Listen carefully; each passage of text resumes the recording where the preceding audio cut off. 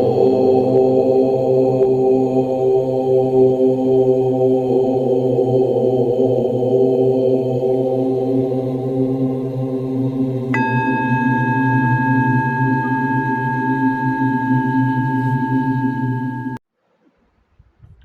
नमः शिवाय। मित्रों, आज हम फिर एक नए विषय को लेकर के आपके बीच में उपस्थित हुए हैं।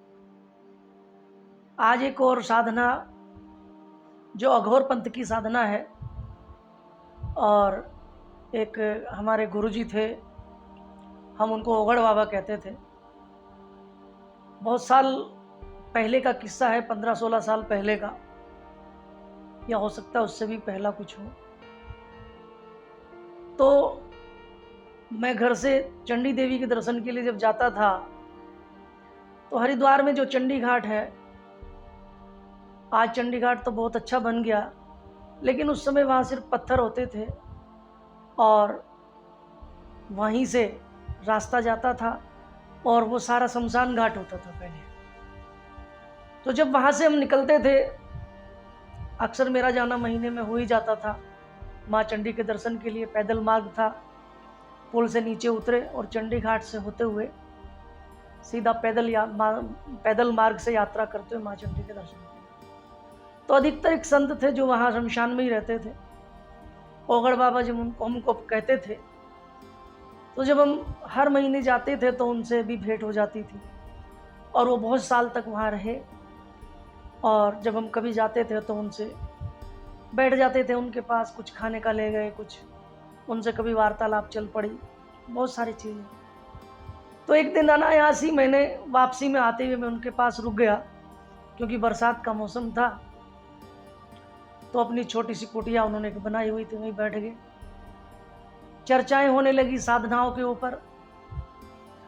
तो मैंने उनसे ऐसे ही पूछ लिया कि बाबा, आप यहाँ रहते हैं शमशान में, शमशान घाट ही है यहाँ, ये सारा यहाँ कोई दिखाई भी नहीं देता, सिर्फ जोर की जो हवाएं चलती उनकी आवाज़ आती है, गंगा जी का जो पानी बहता है उसकी कलकल की आवाज़ ही रहती थी, बाकी तो कुछ नहीं होता था रात के अंधेरे में। और जलती चिताएं, शमशान, ऐसा वहाँ का वातावरण था। आज तो बहुत कुछ चेंज हो गया है, आज वहाँ पर एक नया घाट बन गया, और जो पहले शमशान घाट वहाँ होता था वो पुल पार करके उन्होंने गंगा जी के बीच में आके बना दिया।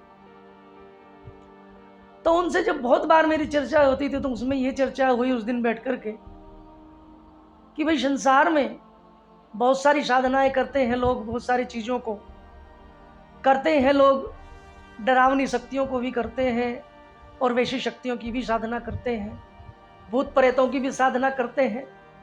तो उन्होंने मुझको बोला कि बेटा, वैसे तो ये गोपनीय रहस्य है, इसको किसी को बताना नहीं चाहिए, पर तुम एक अच्छे दिल के इंसान हो, आज मैं तुमसे ये बातें बताता। तब उन्होंने मुझसे कहा कि बेटा, एक साधना ऐसी है जिसको लगभग हर अघोरी करता है।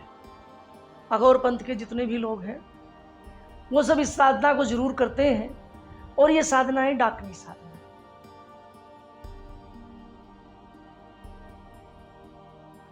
डाकनी क्या है? डाकनी जो माता महाकाली है, महाकाली की जो सबसे नज़दीक की शक्ति है, वो डाकनी कहलाती है। और एक ऐसी शक्ति जिसका पूरा नियंत्रण माता काली के हाथ में ही होता है, और वो केवल और केवल शमशान तक ही सीमित है। शमशान के बाहर वो किलित है, माता महाकाली उसको जाने नहीं देती, वो उसकी रक्षा में ही रहती है।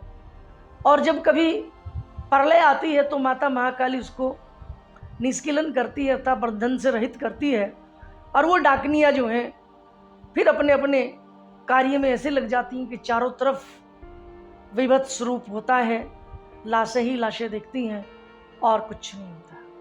वो ऐसी डाकनी है। डाकनी की साधना के बारे में उन्होंने कहा कि सबसे पहले तो जब हम डाकनी की साधना करते हैं, अपने गुरु के सानिध्य में करें, बिना गुरु के आप ये साधना न करें, बिना गुरु के साधना न करें, क्योंकि ये साधना बड़ी कठिन है, बड़ी दुष्कर है। और इस साधना को करते हुए अगर आपसे थोड़ी भी चूक हो जाती है, थोड़ी सी भी अगर आपसे गलती हो जाती है तो मौत के अलावा और कोई रास्ता इसमें नहीं। इसलिए सावधान सभी से मैं कहना चाहता हूँ कि इसकी साधना बिना गुरु के तो बिल्कुल कतई ना करें। उन्होंने बताया कि सबसे पहले गुरु की आज्ञा लें, गुरु की आज्ञा लेकर के शमशान में जाएं और शमशान में जाकर के वहां पर अपना आसन जमा लें।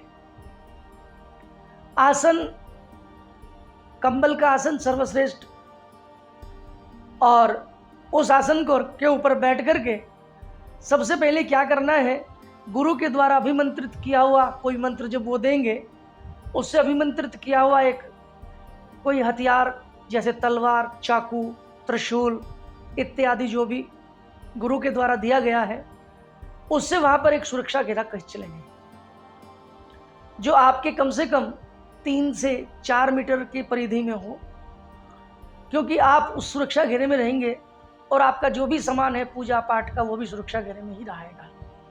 क्यों? क्योंकि अगर सुरक्षा घेरे से बाहर आपने अपना सामान रख दिया, पूजा पाठ का सामान रख दिया, तो शमशान के अंदर जितनी भी और शक्तियाँ होती हैं, भूत प्रेत इत्यादि, वो सब के आपके सामान को उच्छिष्ट कर देंगे, खराब कर देंगे या उसको दूषित कर देंगे। तो उन्होंने कहा कि पहले उसकी सुरक्षा घेरा बना ले। सुरक्षा घेरा बनाने के बाद आप अपना आसन जमाएं और आसन का मंत्र पढ़ें, क्योंकि अगर आपने आसन को शुद्ध नहीं किया, आसन का मंत्र नहीं किया, अपनी रक्षा नहीं की और आसन की रक्षा नहीं की, उस घेरे की रक्षा नहीं की, तो वो आपका सब कुछ निष्फल हो जाएगा। आसन जमा करके बैठ जाए और आसन का मंत्र जो उन्होंने मुझे बताया था मैं आपको बताता हूँ। उन्होंने शावर मंत्रों का ही प्रयोग किया था। क्यों? क्योंकि शावर मंत्र ऐसे मंत्र हैं जो गुरुओं के द्वारा एक दूसरे से शक्ति एक दूसरे को ट्रांसफर होती चली जाती है। ऐसे ही उन्होंने शावर मंत्र मुझे बताया था। उन्होंने कहा था बेटा कभी इसकी साधना करना मत, लेकिन मैं तेरे को इसका रहस्य जरूर बता दूंगा, तेरे को इसकी सारी चीज़ें बता दूंगा, और कभी अगर मौका मिले, कभी सब कुछ निपट जाए, बच्चों की शादियाँ वादियाँ कभी कर लूँ, सब हो जाओ, तो कभी संन्यास अगर लेने का मन में इच्छा हो तो उस समय आप इसकी साधना को कर लेना। इससे पहले आप इसको कदापि न करना, क्योंकि गृहस्थियों के लिए साधना नहीं है, ये केवल और केवल सन्यासियों के लिए ही साधना है। तो उन्होंने कहा कि मंत्र को मुझको बताया कि उन्होंने आप इस मंत्र का पहले सिद्ध कर ले गुरु की आज्ञा से, और उसके बाद इस मंत्र से अपने आसन को कील लें, अपने आसन को विधिवत कील लें। क्या मंत्र था? ओम नमो आदेश गुरु को, आदेश आसन पूजू, सिंहासन पूजू, पूजू गुरु के पाव, पूजू मशान के देवता, गौरी पुत्र गणेश, पंचभूतों को पूजू, पूजू महादेव के पाव, ब्रह्मा और विष्णु को पूजू, आसन करो भरपूर, गुरु की शक्ति मेरी शक्ति सदा रहे भरपूर, ओम नमो आदेश। ये मंत्र उन्होंने मुझे बताया था कि इस मंत्र से आप अपना आसन कहीं भी कुछ भी कर लें, कोई भी पूजा अगर आप करना चाहते हो तो उसमें भी आप इसको आसन को इससे अभिमंत्रित कर सकते हैं, आसन से अपनी रक्षा कर सकते हैं। कि इसको करने के पश्चात आपके पास जो जो पूजा सामग्री है वो सब होनी चाहिए, और वो पूजा सामग्रियों को रख करके आप विधिवत उसका जाप करें।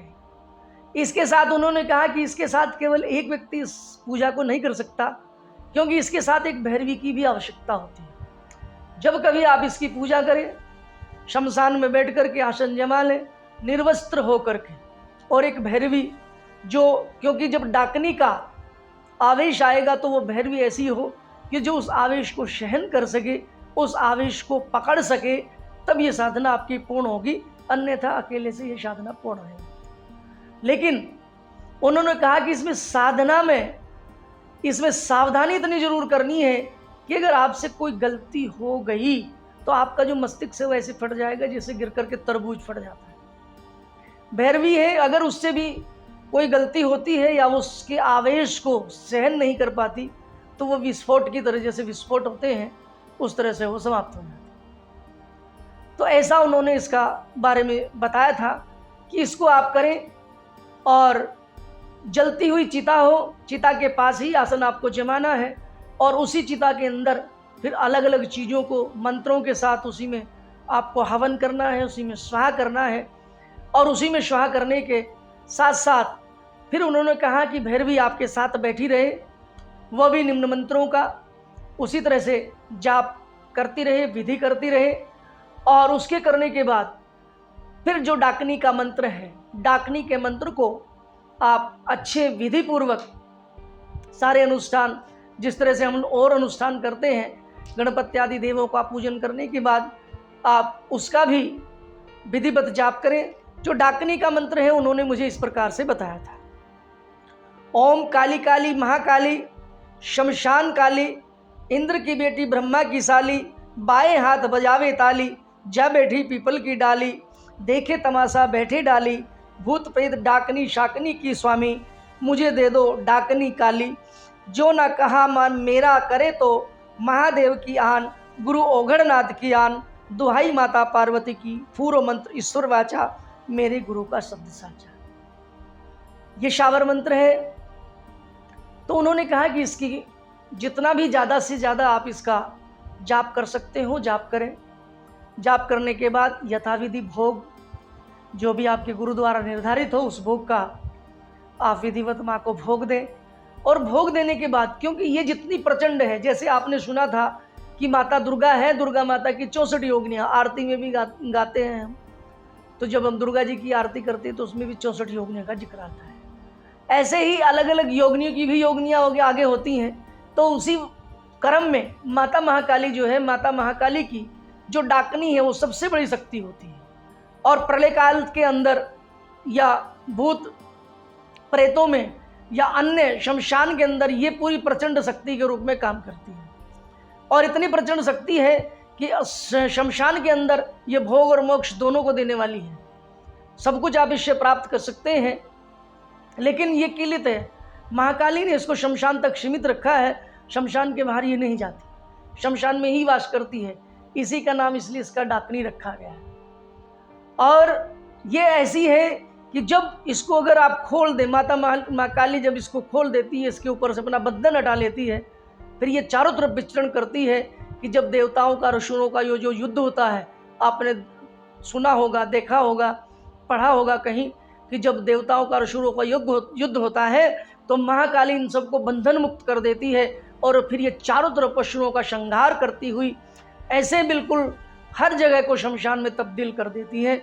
और ऐसी ये माँ की शक्ति है डाकनी। जब ये एक बार किसी ने इसको सिद्ध कर लिया तो इसके आगे का फिर और बहुत सारी चीज़ें होती हैं जो अघोर पंथ के लोग जानते हैं। तो जो अघोर पंथ में शामिल होने के लिए गुरु दीक्षा के बाद जो ये डाकनी सिद्ध करना अनिवार्य होता है, इसके बाद फिर आगे की प्रक्रियाएं होती हैं।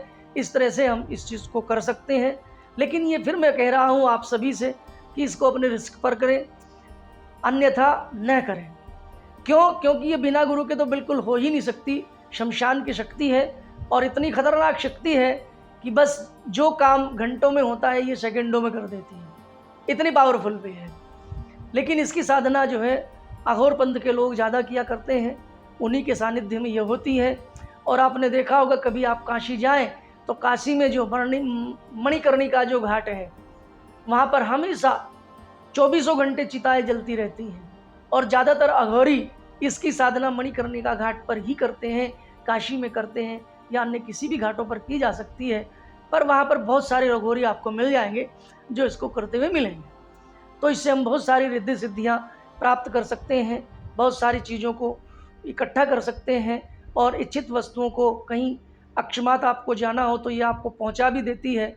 बहुत बड़ी शक्ति है, लेकिन है बड़ी भयंकर, बहुत शक्तिशाली है। तो इसकी साधना अगर आप करना चाहें तो आप कर सकते हैं। योग्य गुरु के तलाश करिए, उनके माध्यम से उनके सानिध्य में बैठ कर के इसकी साधना करें। इसी के साथ यदि हमारा चैनल आपको अच्छा लगता है, हमारे वीडियो अच्छी लगती है तो उनको लाइक करें, सब्सक्राइब करें, शेयर करें। धन्यवाद।